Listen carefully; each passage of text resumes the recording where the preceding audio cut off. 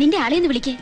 കണ്ടിട്ട് ഇത്തിരി ചാപ്പാടും കഴിച്ച് വേഗം സ്ഥലം വിടേണ്ടതാ. പുള്ളിക്കാരൻ റെഡിയായി താഴെ ഇറങ്ങാൻ തുടങ്ങിയപ്പോഴാ സ്റ്റേറ്റ്സിൽ ഒരു കോള് വന്നത്. ഇപ്പൊ വിളിക്കാട്ടോ. അപ്പോട്ടാ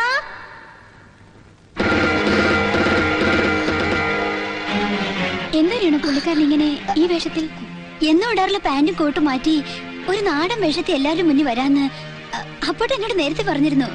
വലിയ ബിസിനസ്സുകാരനാണെങ്കിലും ആള് വളരെ സിമ്പിളാ. അതെ, സായിപ്പിന്റെ വേഷം ഇരുമ്പ് കച്ചവടക്കാരൻ ചേരില്ലേ? അത് അപ്പോട്ടിന്റെ ഒരു കൂട്ടുകാരനെ കുറിച്ച് പറയായിരുന്നു. നിന്റെ ഹസ്ബൻഡിനെ പരിചയപ്പെടുത്തി തന്നില്ലല്ലോ. അല്ലെങ്കിൽ വേണ്ട, സെൽഫ് ഇൻട്രൊഡക്ഷൻ ആവാം. ഞാൻ നാൻസി സാമുവൽ. നാൻസി സാമുവൽ എന്ത് ചെയ്യുന്നു? രേണുവായി ഒരുമിച്ച് കോളേജിൽ പഠിച്ചിരുന്നാ. ഇപ്പൊ ഇവിടെ സെറ്റിൽഡാ. Husband Indian എയർലൈൻസിൽ പൈലറ്റാ. 5 അടി ഉയരം, ഒത്ത ശരീരം, നല്ല വെളുത്ത നിറം. മിസ്റ്റർ അപ്പുക്കുട്ടൻ ചിലപ്പോ കണ്ടിട്ടുണ്ടാവും. കാണാൻ ഒരു വഴിയില്ല. എന്റെ അടുത്ത് വേണ്ടി തമാശ. സദാ ഫ്ലൈറ്റിൽ യാത്ര ചെയ്യുന്ന ആളാണെന്ന് രേണു എന്നോട് പറഞ്ഞിട്ടുണ്ടല്ലോ.